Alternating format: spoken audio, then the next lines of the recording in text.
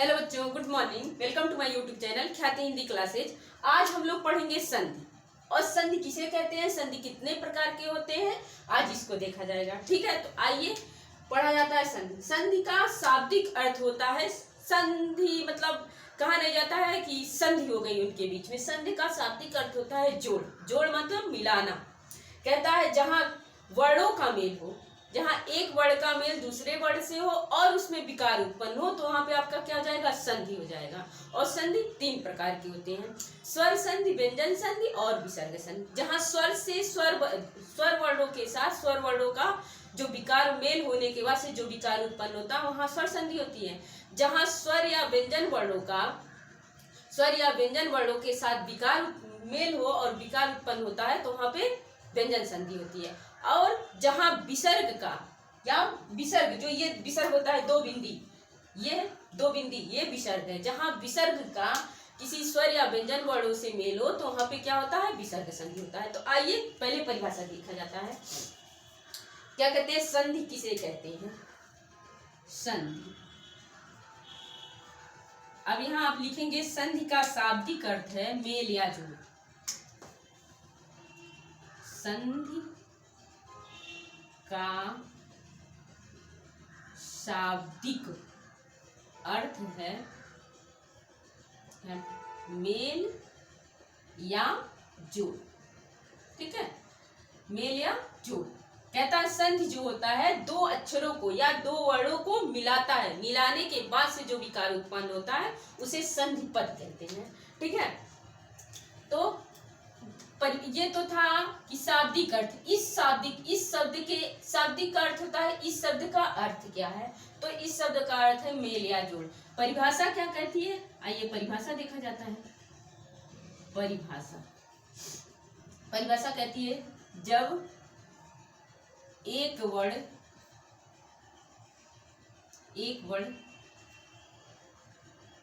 दूसरे वर्ण से मिलता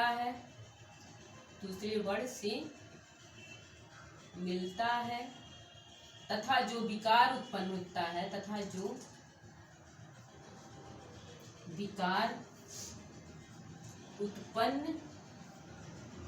होता है उसे क्या कहते हैं, संधि कहते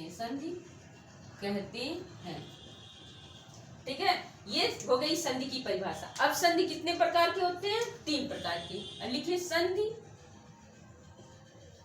तीन प्रकार के होते हैं। ठीक है, अब इसमें आता है पहला आपका है स्वर संधि। दूसरा आपका है व्यंजन संधि। तीसरा आपका है विसर्ग संधि।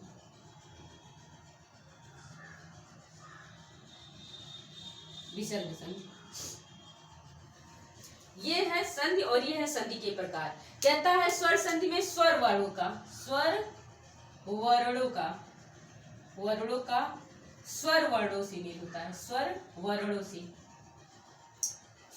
से मेल होता है तो वहां पे जो विकार उत्पन्न होता है तो वहां आपका स्वर संधि होता है। और जहां व्यंजन वर्णों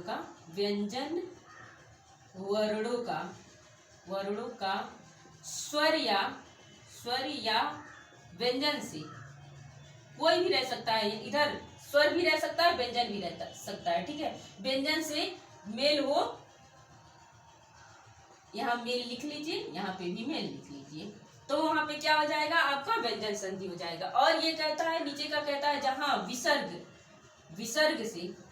कोष्टक में आप दो बिंदी बना लीजिएगा। विसर्ग से स्वर या व्यंजन का मेल हो, स्वर या व्यंजन का मेल हो, तो जो विकार उत्पन्न हो जाएगा वहां पे आपका क्या हो जाएगा, विसर्ग संधि हो जाएगा। ठीक है, मतलब स्वर संधि किसे कहते हैं, स्वर वर्णों का स्वर वर्णों से ही मेल हो। और व्यंजन संधि, देखिए प्रमुखता आपको पहले पद में ही देनी होगी। अगर व्यंजन वर्ण का नाम लिया जा रहा है तो वहां पे पहला पद में जो हो वो व्यंजन ही हो। अगर विसर्ग का नाम लिया जा रहा है तो पहला पद जो हो उसमें विसर्ग ही हो।